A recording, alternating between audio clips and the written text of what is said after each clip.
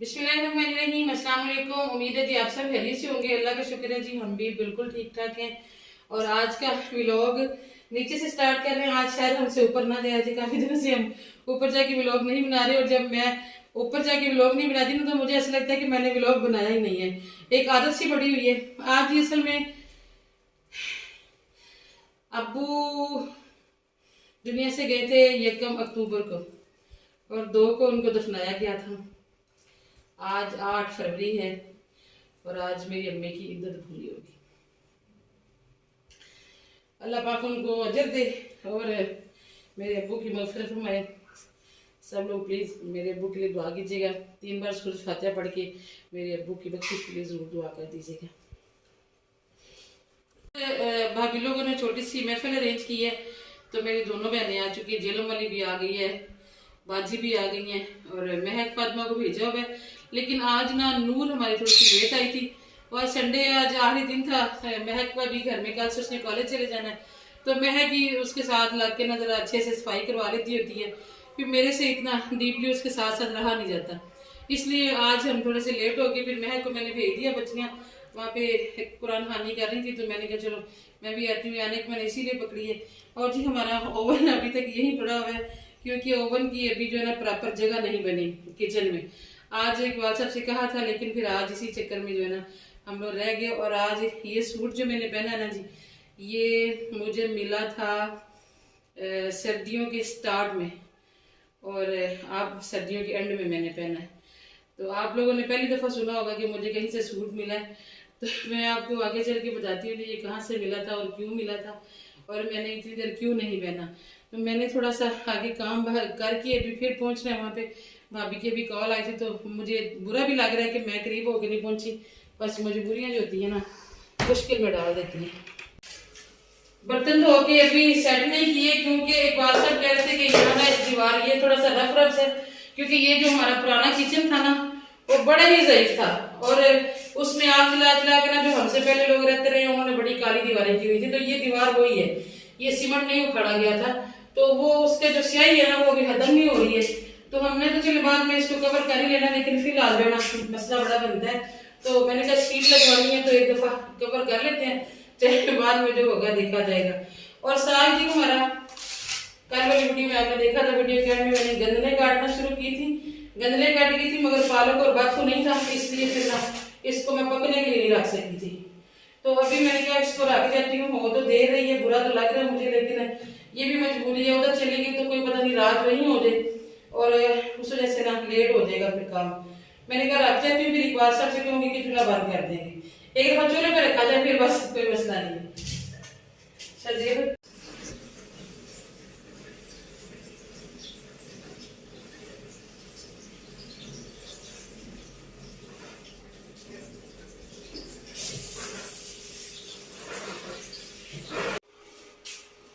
चले जी अल्हम्दुलिल्लाह साग तो रख लिए। अभी सब घर नहीं है, अब शरीर है मेरे पास, तो हमने उधर भी जाना है।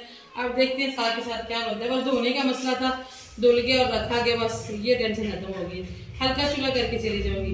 अच्छा जी, बात ये है कि ये सूट जो है ना, जब कोई बुजुर्ग दुनिया से जाता है ना तो ये गाँव में रस्में हमें तो बिल्कुल पता नहीं था। जिस दिन अब्बू के 10वें का खत्म था तो भाई लोग कहते हैं कि आप तीनों बहनें चले साथ और अपने ना कपड़े ले लें। हमने बहुत मना किया, बहुत मना किया, लेकिन वो बाज नहीं आए। तो उन्होंने फिर हम तीनों कहते हैं कि ये बेटियों के ना सर डांटने वाली बात होती है। तो यहाँ एक फिर हमें कुछ औरतों ने बताया कि भी एक रस्म है कि आप लोगों ने भाई के सर पे पग रखनी है, जो बड़ा भाई है, कि अब बाप की जिम्मेदारी उस पर आ जाएगी। तो हमने फिर वो रस्म की और भाई को पग बांधी और फिर भाइयों ने हम तीनों बहनों को कपड़े लेके दिए और हम तीनों बहनों ने एक जैसे कपड़े लिए थे। तो ये उस चीज से मनसूब थे कपड़े, इसलिए पहनने को दिल नहीं कर रहा था। सी भी लिए थे लेकिन पहनने की हिम्मत नहीं हो रही थी। आज चले अल्लाह ताला मेरी अम्मी को भी अजर दें, बहुत हिम्मत होती है। 4 महीने 10 दिन उन्होंने इद्दत की है। अल्लाह पाक मेरे अब्बू को भी इसका अजर दे और मेरी अम्मी को भी अल्लाह पाक उनको सेहत तंदुरुस्ती दे। बहुत कमज़ोर हो गई हैं और अभी आज के दिन ये होता है, बातें बनी हुई हैं, पता नहीं इनका दीन से तो ज़ाहिर है कोई ताल्लुक नहीं है, लेकिन कुछ दुनियादारी की भी करनी पड़ती है भाई। ये बगैर भी लोग जीने नहीं देते कि जिस दिन इद्दत पूरी होती है तो किसी औरत की, तो फिर उसको मायके वाले आते हैं और वो अपने घर लेके जाते हैं, चाहे एक रात रखें जितने भी रखें, फिर वो वापस आती हैं और दुनियादारी के कामों में फिर जो है मामूल के मुताबिक वो लग जाती हैं।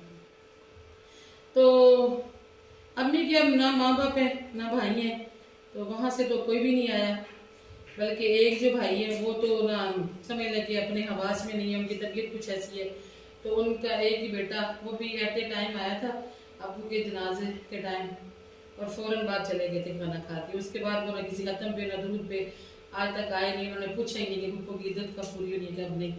तो बाकी छोटी मेरी सिस्टर है वो मामू के घर है, वो कल से आई हुई है, लेकिन ये है कि अम्मी कह रही है कि मैं लोकल पे, अम्मी कमज़ोर हो गई है बड़ी, टेंशन तो लेती है ज़्यादा, 60 साल का साथ था, तो कह रही है कि मैं नहीं जा सकती। बसें जो जाती हैं इतनी स्पीड, वो बंदे को अंदर कदम रखने नहीं देते कि भगा लेते हैं, तो ऐसे ही कहीं गिर गई बस में ही, कहीं आगे पीछे चोट लग गई तो बुजुर्ग है और बंदा मुसीबत में पड़ जाता है। इसलिए फिर आज ये डिसाइड हुआ है कि अम्मी को हम अपने घर लेके आएंगे और रस्म भी पूरी हो जाएगी, जिसके चले उस पॉइंट से हट के इधर आ जाएंगी, तो फिर इसलिए अभी मैंने जाना है वापस।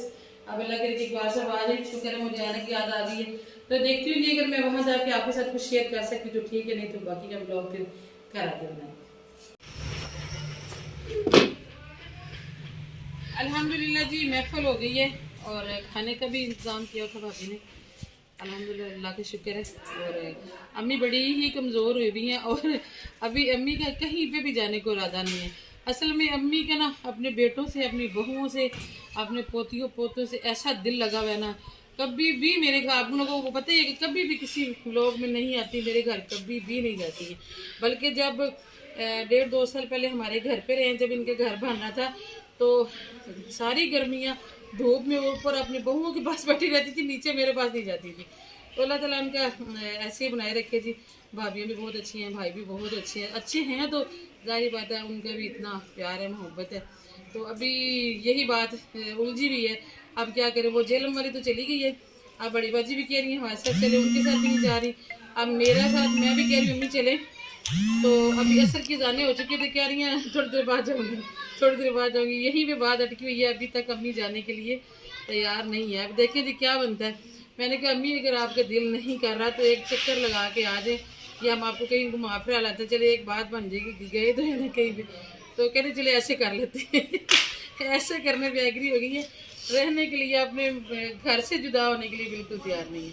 चलें जी, अल्लाह पाक उनको अपने घर का सुकून अता करे। अभी थोड़ी सी धूप थी ऊपर, तो मैं नहाई थी, मुझे लग रही थी सर्दी, तो मैं फिर आगे मैंने कहा थोड़ी देर के लिए धूप में बैठते हैं और फिर देखते हैं आगे का क्या सीन बनता है।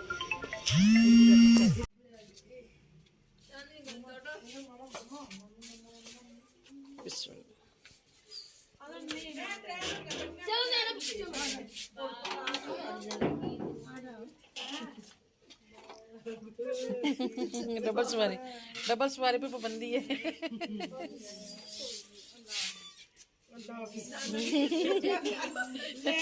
और 2 घंटे बाद वापस किधर जा रहे हो? अच्छा मोड़,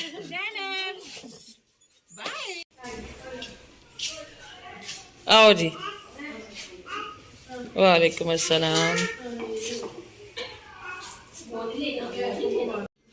अल्हम्दुलिल्लाह जी अम्मी आ गई हैं, अल्लाह का शुक्र है। फिर बाजी लोग को भी हमने रोक लिया है, वो भी इधर है और आज सारे हमारे घर ही हैं, तो इसलिए हम जरा इनके बिस्तरों का इंतजाम कर लें सबसे पहले, क्योंकि सर्दी रात को तो हो ही जाती है, शाम होते ही सर्दी हो जाती है, दिन में नहीं होती है। और ये मेरे अकेले बनने का काम नहीं है, इकबाल साहब जो है ना वो अभी आए नहीं नमाज पढ़ के, तो मुझे ये कि अम्मी को और बाजी को बिस्तर लगा दूँ, वो दोनों नमाज पढ़ रही हैं, तो मैंने अभी नमाज पढ़नी है, तो मैंने कहा चले मैं पहले मेहमान हूँ कि मेहमान नवाजी कर लूँ, फिर मैं बस, मुझे अम्मी का था वो बिस्तर में बैठ जाना, वो घर में अपने चापे पे रहती हैं, तो मैं कह ये रहा मेरी वजह से बेचारी परेशान थी।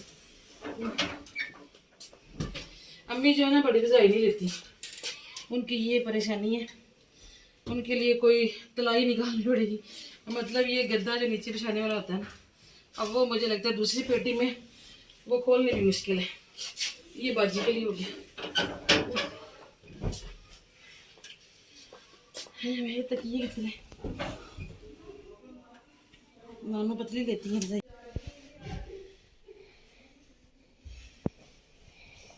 इकबाल साहब नहीं पहुंचे थे जी अभी, तो मैं महक फातिमा को साथ लगा के ना, मोना को तो बड़ी मुश्किल से ना, दूसरी चारपाई में ना बर्तन पड़े हुए काफी सारे बिस्तरों के ऊपर, और उसके ऊपर मटियां ट्रंक पड़े हुए निकले तो बड़ी मुश्किल से, लेकिन मैं ले आई हूँ हिम्मत करके, अल्लाह का शुक्र है। और चादरें आज पहली बार मैं बिछा रही थी, नई चादरें ली थी, तो ये पहली बार अम्मी के नीचे एक बिछाई है और एक बाजी के नीचे।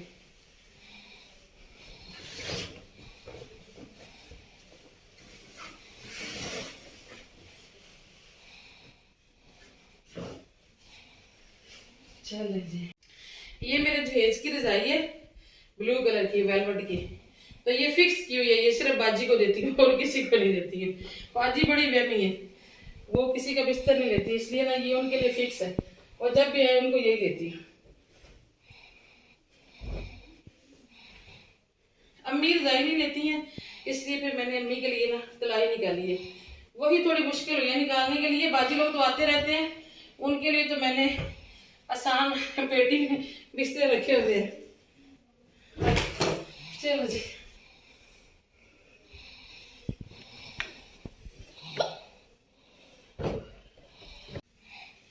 अम्मी ने अब तकिया छोटा लेना है, हैदर नानो का तकिया उधर से ले आओ, फिर नानो की चारपाई से। अच्छा, उनके साइज का हमारे घर तकिया नहीं है जितना वो लेती है। चलो चलें जी, बिस्तर सबके लगा दिए हैं, और खाने का मैंने कहा तो सारे कहते हैं कि हमने नहीं खाना, क्योंकि उधर से ना कोई 3:30-4 बजे खाया है, तो बल्कि भाभी ने इकबाल साहब का भी दे के वजह वो अभी तक पड़ा हुआ, उन्होंने खाया ही नहीं। आज नाश्ता हमारा पहले लेट हुआ था, तो कोई बीमार नहीं रहा था, तो बाजी कहती फिर ऐसे करो मटरों वाले चावल बना लो, तो अगर रात को देर तक बच्चे जागते रहे, किसी को भूख लगी तो खा लेंगे।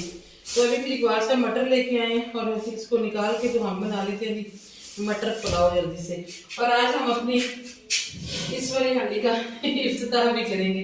वैसे तो मेरा दिल था मैं ओपनिंग वाली किचन में करती, लेकिन आज हमें ना इसका करना ही पड़ेगा, क्योंकि जो इसकी जगह पे दूसरा देख है जिसमें मैं चावल बनाती होती हूँ, उसमें बनाया था साग, तो बस मैं उधर लगी हुई थी तो साग थोड़ा सा जल गया। अब उसको साफ करना थोड़ा सा मुश्किल है, उसमें मैंने पानी डाल के रखे, साग मैंने इधर ट्रांसफर कर लिया, इसको अभी मैंने गोटा लगाया नहीं है। अभी फिलहाल हम जो है ना मटर पुलाव बनाने लगे हैं जी। तो आप हमें दीजिए फिर इसी के साथ इजाजत, इंशाल्लाह मुलाकात होगी फिर किसी और अच्छे से व्लॉग में। दुआ में याद रखिएगा जी। आज के व्लॉग बस ऐसे ही था, मैंने कहा हाजिर लगवा दूं भाई, नागा नहीं होना चाहिए। और वैसे भी जरूरी तो नहीं कि हम सिर्फ अपनी हांडी रोटी ही आपके साथ शेयर करें, जिंदगी के कुछ जो बाकी मामला चल रहे होते हैं वो भी तो शेयर करने चाहिए ना, इसलिए फिर मैंने आज का व्लॉग जो है ना वो बनाया है।